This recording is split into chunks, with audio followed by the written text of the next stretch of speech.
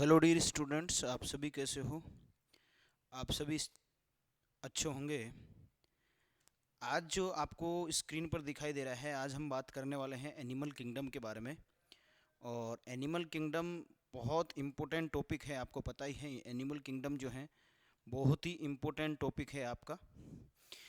तो आज हमारी क्लास के अंदर हम डिस्कस करने जा रहे हैं। बहुत सारे स्टूडेंट बड़े कंफ्यूज होते थे कि सर हमारे को जो भी डिफ़िकल्ट टॉपिक हैं, मैनली मैं बात करूं आईसीआर, जेट और बीएचयू की तैयारी करने वाले जो भी रसगुल्ले हैं, और विशेष रूप से फूड सेफ्टी ऑफिसर की 200 पोस्टें आ गई हैं।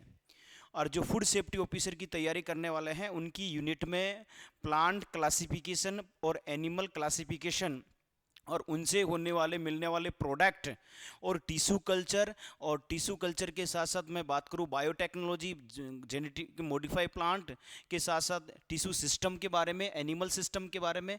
जो हम बात करें कौन कौन से टिश्यू पाए जाते हैं प्लांट्स के अंदर, प्लांट टिश्यू जो होते हैं, एनिमल टिश्यू, इन सभी मैं बोटनी जो जूलॉजी के जो भी अपने इंपॉर्टेंट टॉपिक हैं फूड सेफ्टी ऑफिसर वालों के लिए, और jet ICR BHU common topic हैं, उन टॉपिकों को मैं बड़े शानदार तरीके से और जानदार तरीके से उन्हीं चीज़ों को एनालिसिस करने जा रहा हूँ इस क्लास के अंदर। हमारा टॉपिक क्या है? एनिमल किंगडम है। एनिमल क्लासिफिकेशन के बारे में बात करेंगे। जो चीज़ आपके एग्ज़ाम में पूछी जाती हैं उन्हीं चीज़ों के बारे में हम बात करने वाले हैं। और दोस्तों, वादा है आपसे, एक भी क्वेश्चन आपके किसी भी कंपटीशन एग्ज़ाम हो, कोई सा भी हो जिसमें जनरल साइंस आती है, जेट आईसीआर और बीएचयू के लिए विशेष प्रकार का ये वीडियो है। इस टॉपिक के कंप्लीट होने के बाद में मैं पूरे जितने भी कॉम्पिटिटिव एग्जामों में ऑब्जेक्टिव क्वेश्चन पूछे जा चुके हैं उन क्वेश्चनों को भी एनालिसिस करने वाला हूं। यानी कि इस टॉपिक से जेट और आईसीआर और बीएचयू में किस तरीके के क्वेश्चन पूछे गए हैं, और फूड सेफ्टी ऑफिसर के अंदर कौन से क्वेश्चन पुराने जितने भी एग्जाम हो चुके हैं फूड सेफ्टी, चाहे वो सेंट्रल फूड सेफ्टी ऑफिसर का हो, चाहे हम बात करें स्टेट लेवल के फूड सेफ्टी ऑफिसर का एग्जाम हो, उन सभी प्रश्नों का समावेश करके मैं 1 घंटे की क्लास लेकर आऊंगा ऑब्जेक्टिव की। जैसे पहले थ्योरी पढ़ाऊंगा, फिर उस टॉपिक का ऑब्जेक्टिव आपके लिए लेकर आऊंगा AK47 सीरीज के अंदर। किसके अंदर लेके आऊंगा? AK। यानी कि जैसे मेरा 4 दिन में एनिमल किंगडम कंप्लीट होता है, उस 4 दिन के बाद में आपकी पूरी क्लासें यूट्यूब पर मिलेगी। इसकी complete classes topic wise, unit wise, food safety officer और जेट वाले की यूनिट वाइज आपको क्या मिलेगी, यहां पे एग्री एग्जामपुर के ऑनलाइन प्लेटफॉर्म पर आपको फ्री के अंदर मैं एनिमल किंगडम की यूट्यूब वीडियो मिलेगी, और उसकी पीडीएफ हमारे टेलीग्राम चैनल पर जितना कुछ पढ़ाऊंगा उसकी थ्योरी की पीडीएफ और पैनल पीडीएफ, हमारा जो टेलीग्राम चैनल है टेलीग्राम एग्री एग्जामपुर 97, ये सर्च कर लीजिए रसगुल्लो आज ही और ज्वाइन हो जाइए। 4 चांद लगा देंगे हम आपकी इस तैयारी में। और आज हम स्टार्ट करने वाले हैं एनिमल किंगडम के बारे में।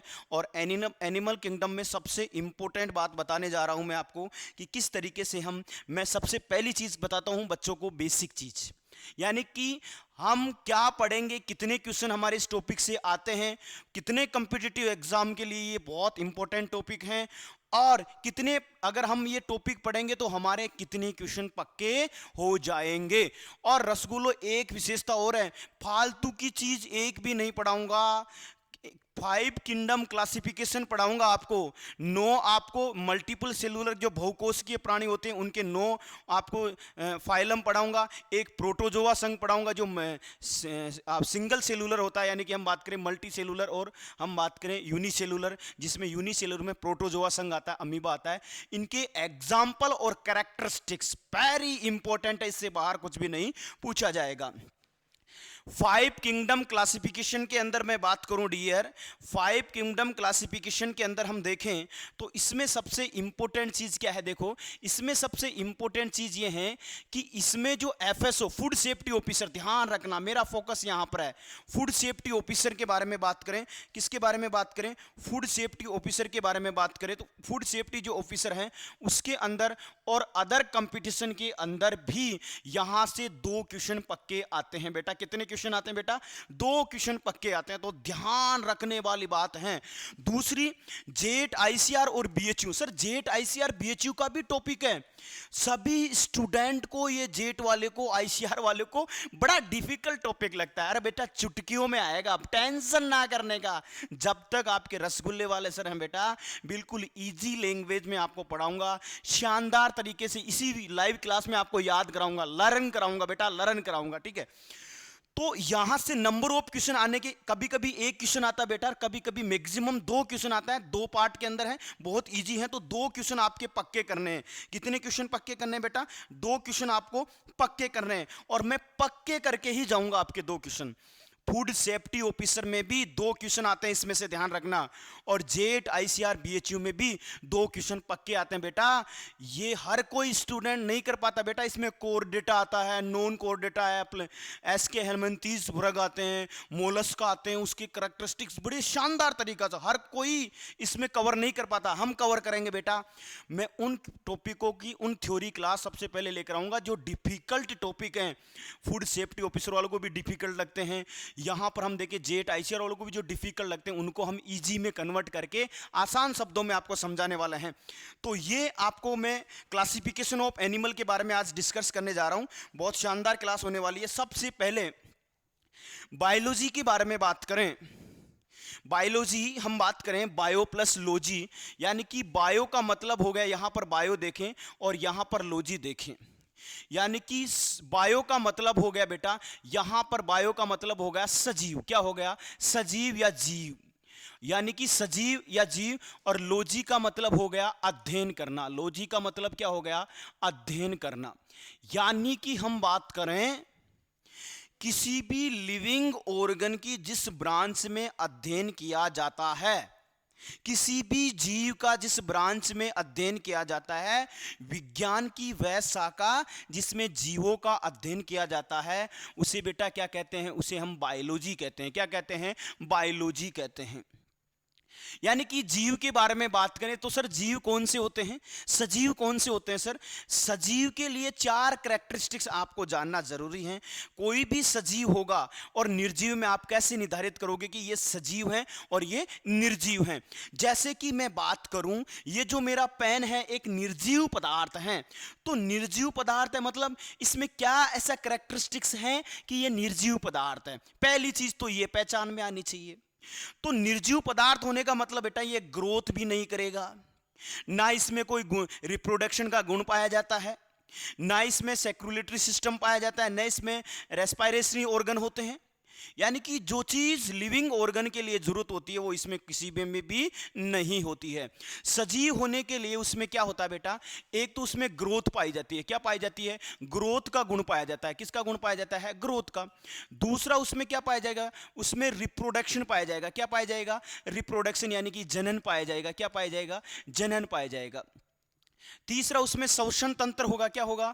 श्वसन तंत्र होगा। और श्वसन तंत्र भी किसकी उदाहरण है? हम बात करें सजीव का उदाहरण है। चौथा उसमें हम बात करें परिसंचरण तंत्र होगा। कौन सा होगा? परिसंचरण तंत्र। यानी कि यहां पर परिसंचरण तंत्र। तो ये जो होते हैं बेटा, ये इनमें ये 4-5 जो गुण होते हैं वो सारे क्या कहलाते हैं? या जनन हो गया, श्वसन तंत्र हो गया, परिसंचरण तंत्र हो गया, ग्रोथ का गुण पाया जा रहा है, ये सारे बेटा जिनमें ये 4-5 गुण पाए जाते हैं ये सजीव कहलाते हैं। क्या कहलाते हैं? लिविंग ऑर्गन कहलाते हैं।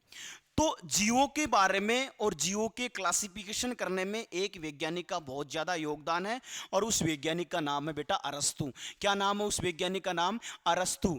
और अरस्तु को ही हम बात करें बायोलॉजी का जनक कहा जाता है, फादर ऑफ बायोलॉजी। बेटा यहां शॉर्ट में लिख रहा हूं, ध्यान रखना शॉर्ट में। एफ फादर, एफ का मतलब फादर हो गया, ऑफ बायोलॉजी। तो फादर ऑफ बायोलॉजी कौन है बेटा? फादर ऑफ बायोलॉजी है बेटा अपने कौन है? अरस्तु हैं। कौन है? अरस्तु हैं। क्योंकि सबसे पहले बायोलॉजी के बारे में और उसका क्लासिफिकेशन करने में अरस्तु का बड़ा क्या है? योगदान है। तो ये चीज मैंने आपको बता दी है।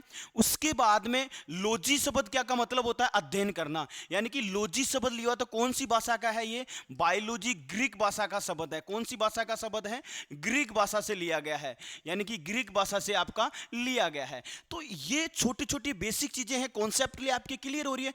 क्योंकि जब मैं 5 किंगडम क्लासिफिकेशन पढ़ाऊंगा बेटा, तो पहले बायोलॉजी के बारे में बताऊंगा, सजीव सजीव, क्योंकि 5 किंगडम क्लासिफिकेशन एनिमल क्लासिफिकेशन में सारे सजीव होते हैं, सारे जीव क्या होते हैं, सजीव होते हैं। तो पहले आपको क्या पता होना चाहिए, सजीव क्या होते हैं। दूसरी बात करूं मैं, जूलॉजी। जूलॉजी दो मुख्य रूप से इसकी ब्रांच होती है बेटा, दो ब्रांच होती है, एक होती है जूलॉजी और एक होती है बॉटनी। आज हम जूलॉजी का टॉपिक लेके आए हैं बेटा, किसका टॉपिक लेके आए हैं, अब कल वाले, अब आगे जैसे हो जाएगा, एक बॉटनी का चलेगा, एक जूलॉजी का टॉपिक चलेगा। तो जैसे जूलॉजी के 5 किंगडम क्लासिफिकेशन हो गया, उसी तरीके से अगला जो ये कंप्लीट होते हैं 5 किंगडम प्लांट क्लासिफिकेशन लेके आएंगे। क्या लेके आएंगे, 5 किंगडम प्लांट क्लासिफिकेशन। उनके आपको यूट्यूब पर अलग अलग प्लेलिस्ट मिलेगी बेटा, बॉटनी की अलग मिलेगी, जूलॉजी की अलग मिलेगी। तो यहां पर जूलॉजी में क्या करते हैं बेटा, जूलॉजी में सबसे पहले हम क्या करते हैं, स्टडी ऑफ एनिमल, एनिमल्स की क्या करते हैं, स्टडी करते हैं। यानी कि जंतुओं का अध्ययन किसमें करते हैं, जूलॉजी में करते हैं। जंतुओं का अध्ययन किसे में करते हैं, जूलॉजी में करते हैं। तो ये सबसे इंपॉर्टेंट बात आपको पता होनी चाहिए बेटा, कि जंतुओं का सबसे, अब हम बात करें तो अध्ययन किसमें करते हैं, जूलॉजी में करते हैं। तो इसमें सबसे पहले हम बात करें, इसमें देखो सबसे पहले अरस्तु ने क्या किया था। अब देखो, अरस्तु एक वैज्ञानिक हुआ करते थे बेटा, उन्होंने अरस्तु ने क्या किया था, अरस्तु ने 340 ईस्वी में एक पुस्तक लिखी। उस पुस्तक का नाम था जंतु इतिहास। पुस्तक का क्या नाम था बेटा, पुस्तक का नाम था जंतु इतिहास नामक पुस्तक लिखी। और इसलिए सबसे पहले एक पुस्तक लिखी जिसका नाम था जंतु इतिहास, हिस्ट्री ऑफ एनिमल। क्या लिखी, हिस्ट्री ऑफ एनिमल पुस्तक लिखी। कौन सी लिखी, हिस्ट्री ऑफ एनिमल। इसीलिए तो इसे फादर ऑफ क्या कहते हैं, जूलॉजी कहते हैं। फादर ऑफ क्या कहते हैं, जूलॉजी कहते हैं। तो फादर ऑफ जूलॉजी के बारे में भी हम बात करें तो अरस्तु होता है। फादर ऑफ बायोलॉजी के बारे में भी हम बात करें तो अरस्तु होता है। और इसमें किसकी स्टडी करते हैं, एनिमल्स की स्टडी करते हैं। ये तो इस बॉटनी की पहली ब्रांच है बेटा। उसके बाद में सेकंड ब्रांच हम बात करें, इसमें करते हैं study of plants. Study of plant यानी कि हम बात करें पादपों का अध्ययन करते हैं। किसका अध्ययन करते हैं, पादपों का अध्ययन करते हैं। और थियोफेस्टस ने सबसे पहले प्लांट क्लासिफिकेशन दिया, उनके बारे में बताया, अलग अलग प्लांटों के क्लासिफिकेशन के बारे में बताया।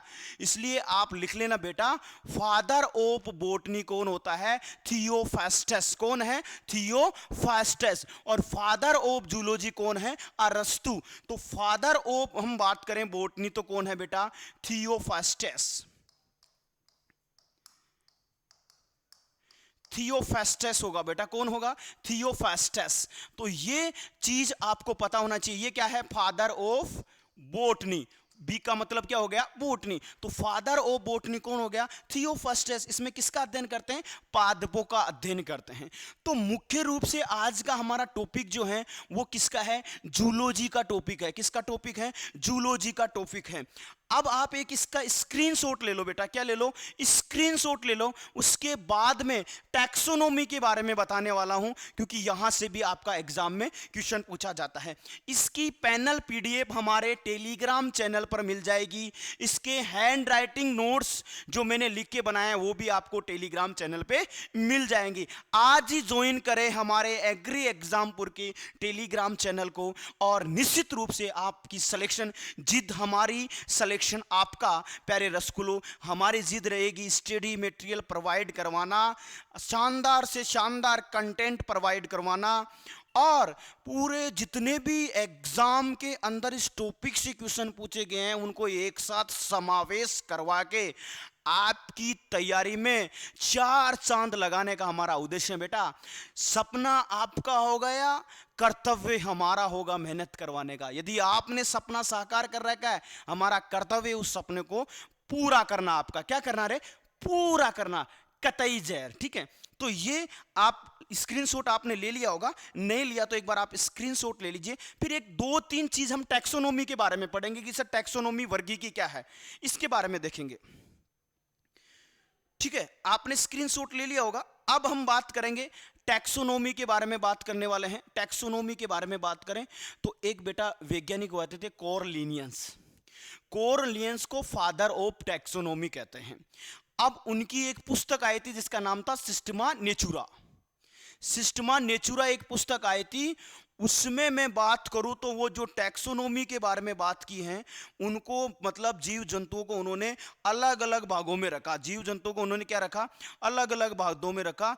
और 1735 ईस्वी में, कौन सी ईस्वी में? 1735 ईस्वी में। यहां पर मैं इसको उठा देता हूं, यहां पर देखिए 1735 ईस्वी में। ये आपका स्क्रीनशॉट आपने ले लिया होगा बेटा, स्क्रीनशॉट आपने ले लिया होगा। अब हम बात करेंगे, अब देखो सबसे पहले हम टैक्सोनॉमी के बारे में बेटा, यहां पर आपको एक दिखाई दे रहा है टैक्सोनॉमी। और इस टैक्सोनॉमी में सबसे इंपॉर्टेंट बात है, एक वैज्ञानिक हुआ करते थे जिसका नाम था कॉर्लिनियस। कॉर्लिनियस एक वैज्ञानिक हुआ करते थे बेटा, वैज्ञानिक थे, टैक्सोनॉमी के जनक कहा जाता है। और एक जबरदस्त कॉर्लियंस लीनियस बोलते हैं इसको, कॉर्लियंस लीनियस भी बोलते हैं। क्या बोलते हैं? लीनियस भी बोलते हैं, या कॉर्लिनियस, या हम बात करें तो इस तरीके से लिख सकते हैं इसको, कॉर्लियंस लीनियस, केरोलस लीनियस भी कहते हैं। क्या कहते हैं? केरोलस लीनियस ने। इसकी एक बुक आई थी, उस बुक का क्या नाम है? आपको पीडीएफ, पैनल पीडीएफ मिल जाएगी। उस बुक का नाम है बेटा, उस बुक का नाम है, इसकी पुस्तक आई थी, उसका नाम था सिस्टमा नेचुरा। क्या नाम था?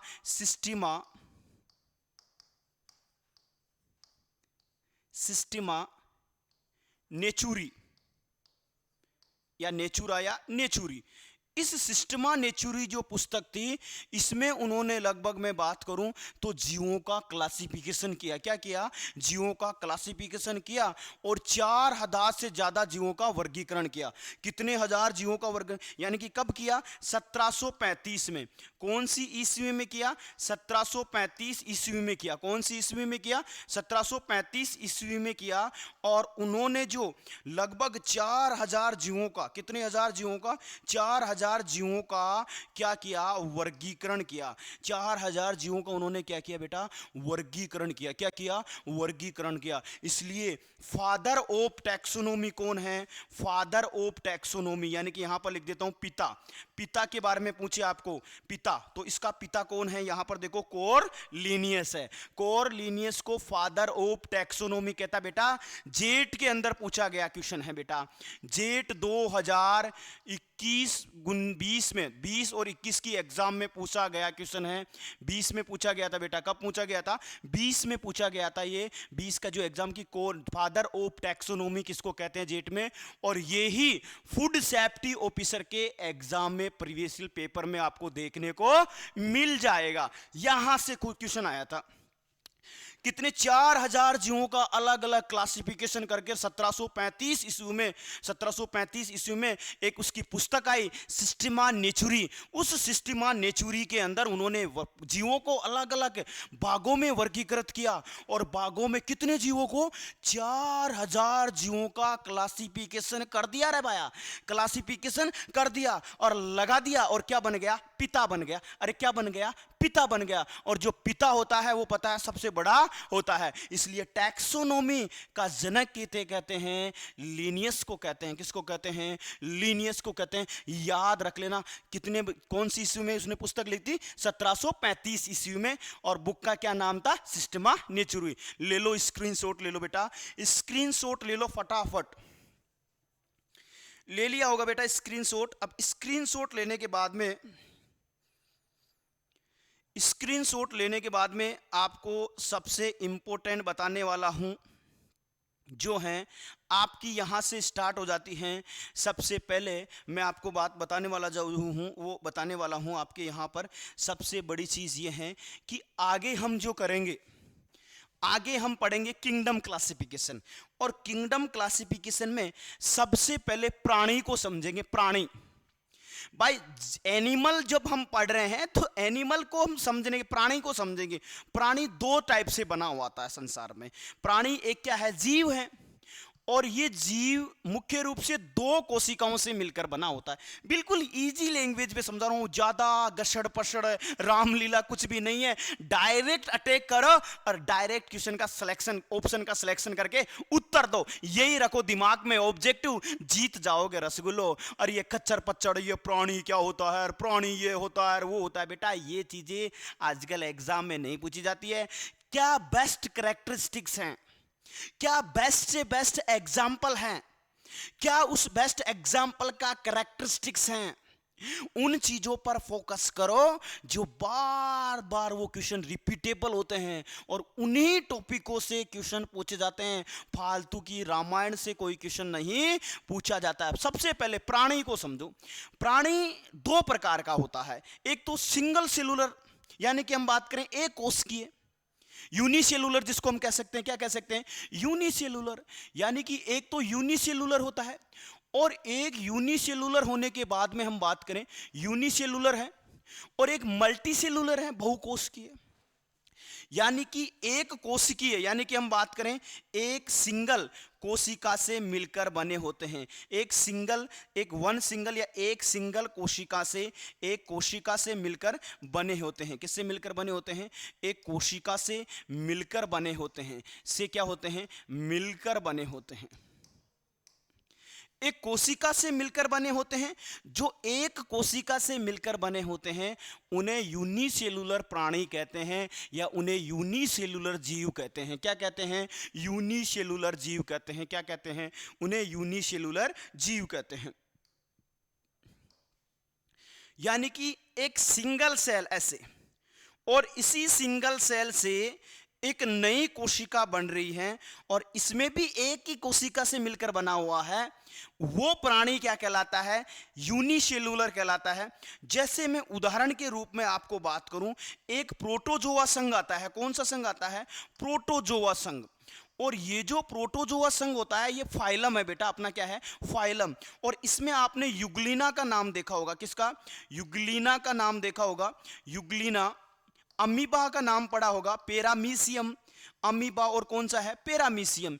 ये ऐसे एग्जाम्पल बता रहा हूं मैं, युग्लिना, अमीबा और पेरामीशियम। इधर देख लो उदाहरण एक, और इधर देख लो पेरामीशियम। क्या आ गया, पेरामीशियम। याद करना है, राइटिंग और थ्योरी के ऊपर नहीं, केवल कॉन्सेप्ट दिमाग में आ जाएगा, आंसर अपने आप आ जाएगा। ठीक है, प्रोटोजोआ, युग्लिना, अमीबा, पेरामीशियम ऐसे जीव हैं जो एक कोशिकाओं से मिलकर बने होते हैं। अब आपको ज्यादा दिमाग नहीं लगाना है। सिंगल सेलुलर, यूनिसेलुलर, एक ही कोशिकाओं से मिलकर बने हुए प्राणी होते हैं, जीव होते हैं, जिनमें प्रोटोजोआ संघ आता है। अब आगे मैं प्रोटोजोआ संघ की विशेषता बताऊंगा, और उसमें प्रोटोजोआ, युग्लिना, अमीबा और क्या आता है, पेरामीशियम। दिमाग बस इतना ही ध्यान रखो।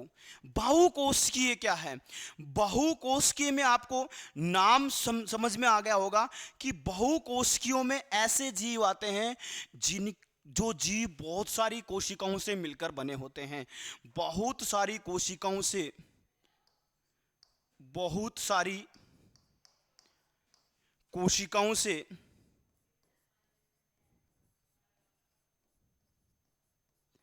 मिलकर, बहुत सारी कोशिकाओं से मिलकर बने होते हैं।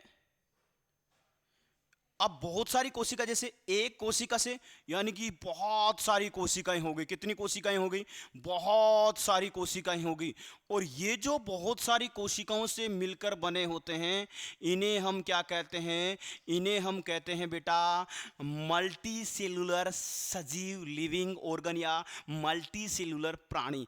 इसमें बेटा 9 संघ आते हैं। कितने संघ आते हैं इसमें? इसमें 9 संघ आते हैं। ध्यान रखना, कितने संघ आते हैं इसमें? 9 संघ आते हैं।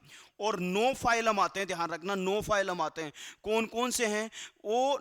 पोरीफेरा, सिलेंट्रेटा, एनिलिडा, अलग अलग के बारे में बात करें। जैसे पोरीफेरा,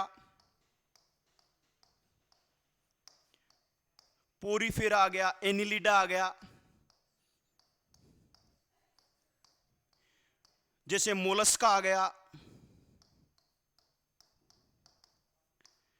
और मैं बात कोर्डेटा आ गया, नॉन कोर्डेटा आ गया,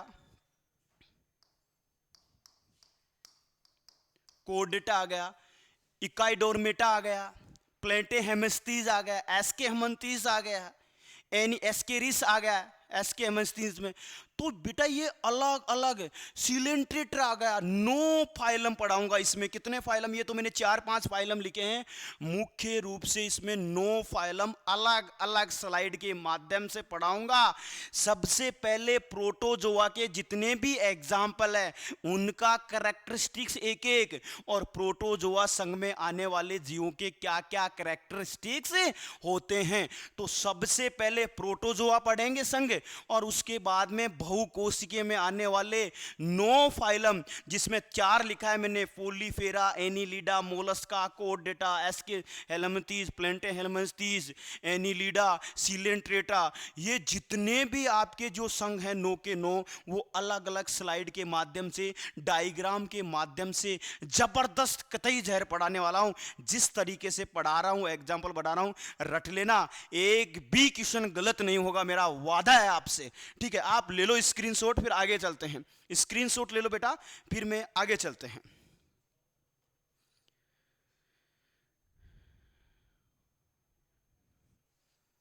आपने स्क्रीनशॉट ले लिया होगा।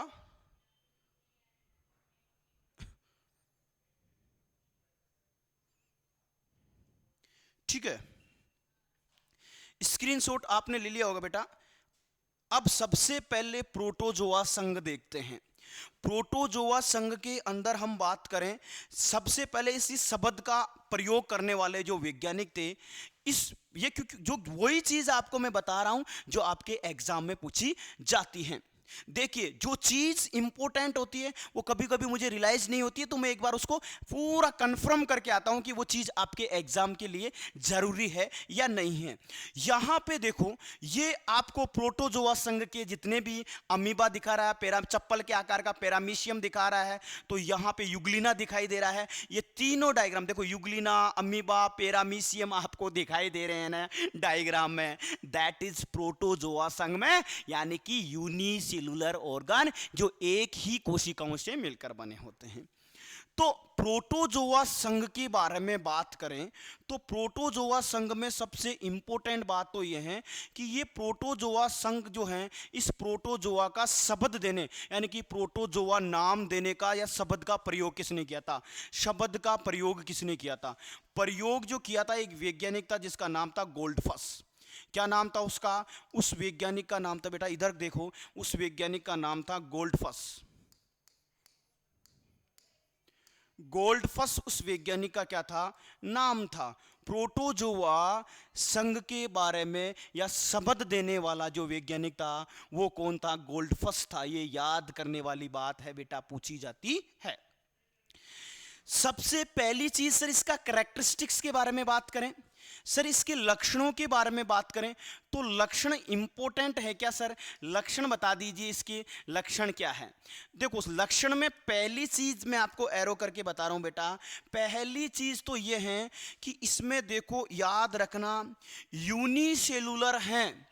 यूनिसेलुलर का मतलब ये एक कोशिकीय जंतु होते हैं, बहुत ही सूक्ष्म जीव होते हैं, एक कोशिकीय होते हैं बेटा, और एक कोशिकीयों के साथ साथ एक कोशिकीय होते हैं, वह बहुत सूक्ष्म जीव होते हैं। बहुत सूक्ष्म जीव होते हैं, बहुत सूक्ष्म जीव होते हैं।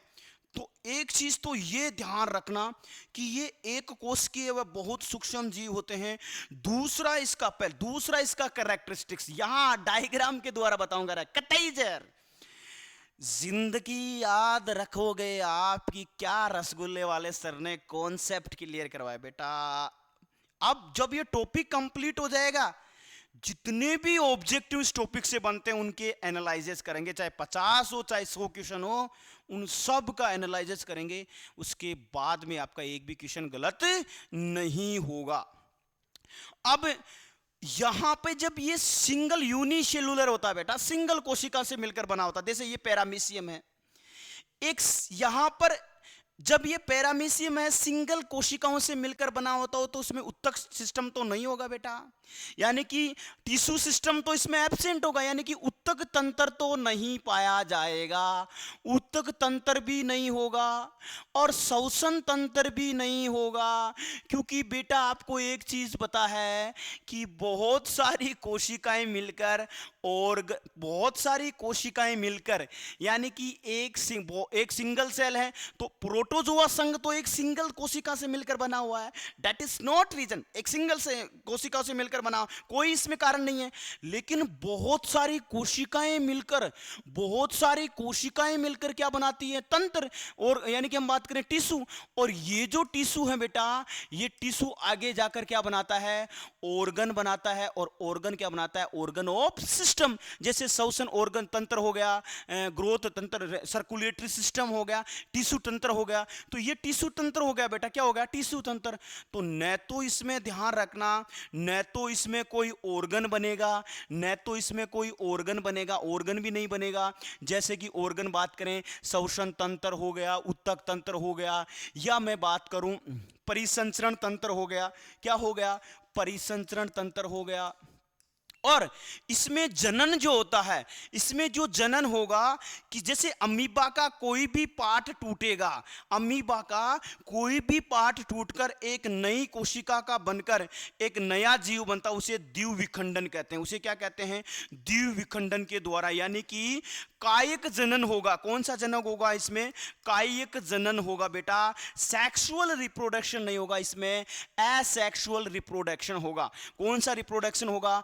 एसेक्सुअल रिप्रोडक्शन होगा। यानी कि ऑर्गन सिस्टम, ऑर्गन तंत्र भी क्या होगा? एब्सेंट। यानी कि मैं रेड चिन्ह से आपको बता रहा हूं बेटा, ऑर्गन सिस्टम भी क्या होगा? एब्सेंट। और उत्तक तंत्र भी एब्सेंट, और श्वसन तंत्र भी एब्सेंट। केवल और केवल एक सिंगल कोशिकाओं से मिलकर बने होते हैं। और इनमें द्विविखंडन के द्वारा किसी भी कोशिका का टूटकर एक नया जीव बनना, यह क्या कहलाता है बेटा? यह कहलाता है द्विविखंडन, जो कायिक जनन पाया जाता है। यानी कि एसेक्सुअल रिप्रोडक्शन पाया जाता है, सेक्सुअल रिप्रोडक्शन नहीं पाया जाता है। तो सर फिर ये श्वसन और उत्सर्जन कहां से करेंगे? क्वेश्चन बनता है कि नहीं बनता रे बेटा, कि सर इसमें न तो श्वसन तंत्र पाया जाता, ना इसमें परिसंचरण तंत्र पाया जाता है, परिसंचरण तंत्र भी एब्सेंट होता है, न इसमें ऑर्गन सिस्टम डेवलप ही नहीं होता, टिश्यू सिस्टम डेवलप ही नहीं होता। तो ऐसी कंडीशन में आपके दिमाग में रसगुल्लो एक क्वेश्चन आ रहा होगा कि ये श्वसन का, क्योंकि ये तो जीव है और जीव को श्वसन करना जरूरी है। जब जरूरी है परिसंचरण तंत्र करना तो भी जरूरी है, तो सर ये कहां से करेंगे? आपने बोला ना प्राणी को दो भागों में बांटा गया, प्राणी वो जिसमें जीव हो, जिसमें क्या हो? जीव हो। तो ये तो जीव है, इसमें श्वसन तंत्र होगा तो ही सजीव कहलाएगा, इसमें सर्कुलेटरी सिस्टम होगा तो ही सजीव कहलाएगा, इसमें ग्रोथ होगी तो ही सजीव कहलाएगा। रिप्रोडक्शन तो मैंने बता दिया, कंसेप्ट क्लियर। लेकिन बेटा ये जो बाहरी त्वचा होती है इसकी, इन जीवों की जो बाहरी त्वचा होती हैं, यानी कि बाहरी सतह के द्वारा ये श्वसन, और बाहरी सतह के द्वारा, किसके सतह के द्वारा? बाहरी सतह के द्वारा, बाहरी सतह के द्वारा, यानी कि एक्सटर्नल सरफेस जो होती है बेटा, उन एक्सटर्नल सरफेस के द्वारा ही ये सर्कुलेटरी करते हैं, सर्कुलेटरी सिस्टम को डेवलप करते हैं, ये सिस्टम को मल्टीप्लिकेशन करते हैं, और वहां से ही ये परिसरण करने का यानी कि उत्सर्जन करने का काम कहां से करते हैं? उत्सर्जन करने का काम करते हैं बेटा यहां पर बाहरी सतह से। किससे सतह से? बाहरी सतह से। तो क्या क्या होगा? उत्सर्जन भी होगा और क्या होगा? शोषण भी होगा। क्या होगा? शोषण भी होगा। कौन सी सतह के द्वारा? बाहरी सतह के द्वारा। कौन सी सतह के द्वारा होता है? बाहरी सतह के द्वारा होता है। तो ये मैंने आपको कैरेक्टरिस्टिक्स बता दिए हैं। इस कैरेक्टरिस्टिक्स से बाहर कोई भी क्वेश्चन नहीं पाया जाएगा। देखो क्या बताया, प्रोटोजोआ संघ शब्द देने वाला गोल्डफिश आ गया। उसके बाद में एक सिंगल सेल से मिलकर बने होते हैं, इसलिए इनको एक कोशिकीय कहते हैं। क्या कहते हैं? एक कोशिकीय। और बहुत अति सूक्ष्म जीव होते हैं, बहुत छोटे, यानी कि प्राणी जगत के सबसे छोटे जीव, प्राणी जगत के सबसे छोटे, एनिमल किंगडम के सबसे छोटे जीव होते हैं। और इनमें श्वसन तंत्र डेवलप नहीं होता है, और श्वसन तंत्र, परिसरण तंत्र, उत्तक सिस्टम, ये सब क्या रहते हैं? एब्सेंट रहते हैं, डेवलप नहीं होते हैं। ये केवल और केवल बाहरी सतह के द्वारा उत्सर्जन और क्या करते हैं? श्वसन करते हैं। लगा लो बेटा, स्क्रीनशॉट लगा लो, और हाँ स्क्रीनशॉट ले लो बेटा, अच्छे से समझ में आ गया होगा। स्क्रीनशॉट ले लो और उसके बाद में इसके एग्जाम्पल के बारे में बात करते हैं। किसके बारे में बात करते हैं? एग्जाम्पल के बारे में। 20 से 25 मिनट की क्लासेस होगी, क्योंकि ज्यादा क्लास से क्या होता है, बच्चा 1 घंटे तक देखता रहता है, परेशान हो जाता है। 25, 20, 25, 25, 30 मिनट से ऊपर क्लास नहीं होगी, और शॉर्ट एंड स्वीट सेलेक्टिव चीजें आपके एग्जाम के दृष्टि से बताई जाएगी, जिससे आप फास्ट रिवीजन कर सको। ठीक है, स्क्रीनशॉट ले लिया होगा। अब हम बात करेंगे,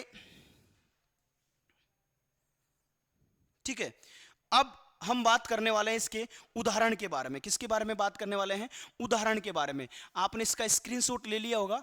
अब हम बात करने वाले हैं इसके उदाहरण के बारे में। देखो उदाहरण में स्लीपिंग सिकनेस, एक नाम सुना होगा, गहरी नींद आती रहती है, बार बार मनुष्य को गहरी नींद आती रहती है, सोता ही रहता है, जिसको हम बोलते हैं स्लीपिंग सिकनेस। क्या बोलते हैं? स्लीपिंग सिकनेस रोग जो होता है। ठीक है, सबसे पहला एग्जाम्पल है इसका। एग्जाम्पल के बारे में बात करें तो सबसे पहला एग्जाम्पल आप याद रखना, अमीबा। कौन सा है? अमीबा।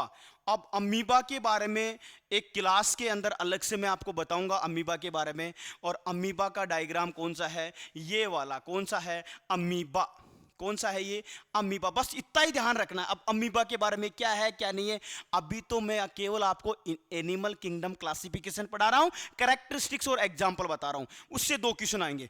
ठीक है, उसके बाद में आ गया पैरामीशियम। कौन सा आ गया? जो चप्पल के आकार का होता है। कौन सा आ गया? पैरामीशियम। पैरामीशियम हो गया, जो चप्पल के आकार का होता है, चप्पल तंतु होता है। उसके बाद में युग्लिना हो गया। कौन सा हो गया? युग्लिना। और युग्लिना जो है वो भी क्या है? युग्लिना हो गया। उसके बाद में एसिटोबुलेरिया। एसिटाबुलेरिया जो है एक सबसे बड़ी एनिमल कोशिका है। एसिटाबुलेरिया। एसिटाबुलेरिया भी आपको याद रखना है। कौन सी याद रखना है? एसिटोबुलेरिया, जो जंतु कोशिका है, एनिमल सेल्स है, जंतु सेल्स है, जो सबसे बड़ी हम बात करें, एसिटोबुलेरिया क्या है? सबसे बड़ी नहीं है, सबसे छोटी कोशिका है। कौन सी कोशिका है? प्राणी जगत की सबसे छोटी कोशिका है। सबसे छोटी कोशिका है।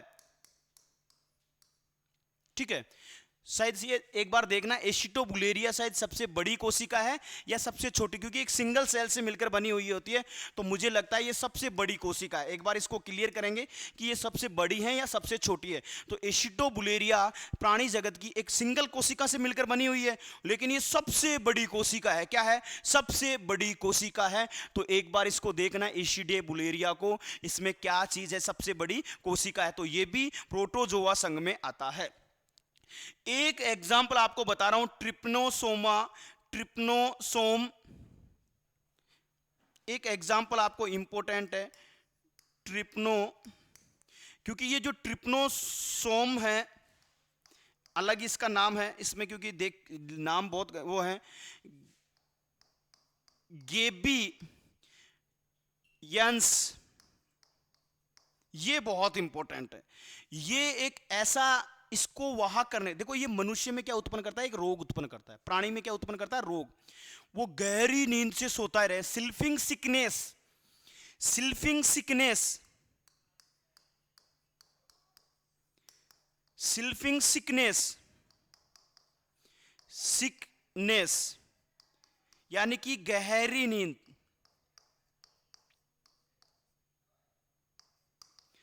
वो उसको स्लीपिंग सिकनेस रोग हो जाता है।